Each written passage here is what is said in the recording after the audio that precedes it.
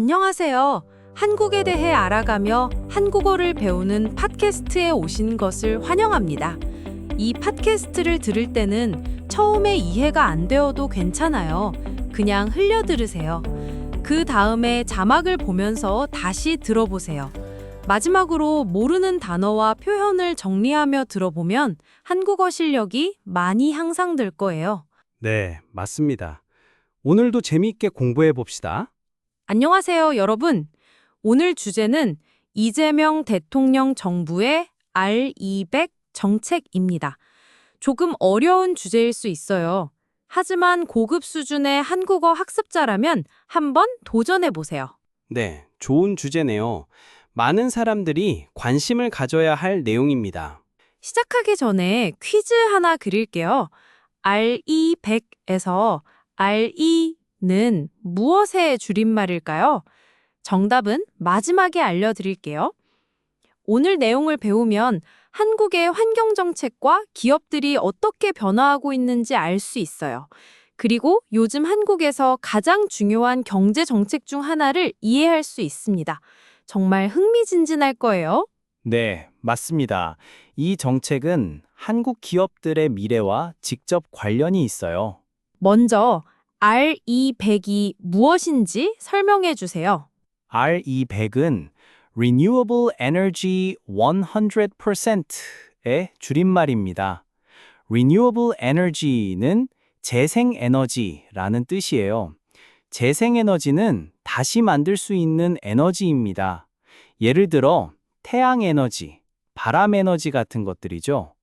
기업들이 사용하는 전기를 100% 재생에너지로 만들겠다는 약속입니다. 아, 그렇군요. 그런데 왜 기업들이 이런 약속을 해야 하나요? 좋은 질문이에요. 많은 외국인들이 기업이 돈만 벌면 되는데 왜 환경을 생각해야 하나라고 생각할 수 있어요. 하지만 지금은 상황이 달라졌습니다. 글로벌 기업들, 예를 들어 애플이나 구글 같은 회사들이 우리는 환경을 보호하는 회사하고만 일하겠다라고 말해요. 그래서 한국 기업들도 RE100에 참여하지 않으면 외국의 물건을 팔 수 없게 됩니다. 정말 심각한 문제네요. 이재명 정부는 이 문제를 어떻게 해결하려고 하나요? 이재명 대통령은 이 문제를 매우 중요하게 생각해요. 정부는 2030년까지 한국의 재생에너지 비중을 33%에서 45%까지 늘리려고 합니다. 정부는 태양광 발전소, 풍력 발전소 같은 재생에너지 시설을 많이 만들 계획입니다. 구체적으로 어떤 지원을 하나요? 정부는 여러 가지 방법으로 도와줍니다. RE100에 참여하는 기업들에게는 세금을 줄여주고 정부 프로젝트에 참여할 기회를 더 많이 줘요.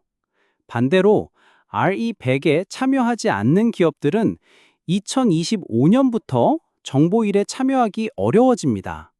또한 세금 혜택도 받을 수 없어요. 만약 기업들이 RE100을 하지 않으면 어떻게 되나요? 매우 심각한 문제가 생겨요. 연구에 따르면 2040년까지 RE100에 참여하지 않으면 반도체 수출이 31% 줄어들고 자동차 수출이 15% 줄어들 것이라고 해요. supply chain은 공급망이라는 뜻이에요. 공급망은 물건을 만들어서 파는 전체 과정을 말합니다. 한국 기업들이 글로벌 공급망에서 제외될 수 있어요. 삼성이나 현대 같은 대기업들은 어떻게 하고 있나요? 삼성전자, 현대차, SK하이닉스, LG 에너지 솔루션 같은 대기업들은 이미 RE100에 참여했어요. 하지만 아직 목표를 달성하지 못했습니다. 한국 기업들의 재생에너지 사용 비율이 다른 나라 기업들보다 낮아요. 그래서 더 열심히 노력해야 합니다. 오늘 내용을 정리해 보겠습니다. RE100은 기업이 100% 재생에너지를 사용하겠다는 약속이에요. 이재명 정부는 이 정책을 적극적으로 지원하고 있습니다.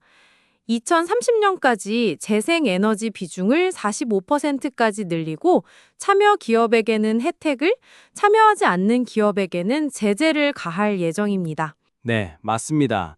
이제 RE100은 선택이 아니라 필수가 되었어요. 처음 퀴즈의 정답을 발표합니다.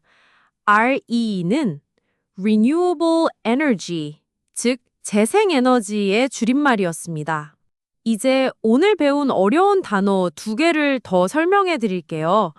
첫 번째, initiative입니다. 사실 이 단어는 영어의 initiative예요. 이처럼 한국어에는 영어 단어를 그대로 사용하는 경우도 있답니다. initiative는 새로운 계획이나 운동을 시작하는 것을 말해요. 예를 들어, 우리 회사는 환경보호 이니셔티브를 시작했습니다. 처럼 사용할 수 있죠. 두 번째, 제재입니다. 영어로는 sanctions예요. 이것은 규칙을 지키지 않는 사람나 기업에게 주는 처벌을 말해요. 예를 들어, 정부는 법을 어긴 회사에 제재를 가했습니다. 처럼 말할 수 있어요. 네, 좋은 설명이네요. 여러분은 RE100 정책에 대해 어떻게 생각하세요? 여러분 나라의 기업들도 이런 정책이 필요하다고 생각하나요? 댓글에 여러분의 의견을 남겨주세요. 네, 다양한 의견을 듣고 싶어요. 오늘 내용이 도움이 되었다면 구독, 좋아요, 알림 설정을 해주세요. 그리고 궁금한 점이나 다뤘으면 하는 주제가 있으면 댓글에 남겨주세요. 다음 시간에 더 재미있는 주제로 만나요. 감사합니다. 다음에 또 만나요. 안녕히 가세요.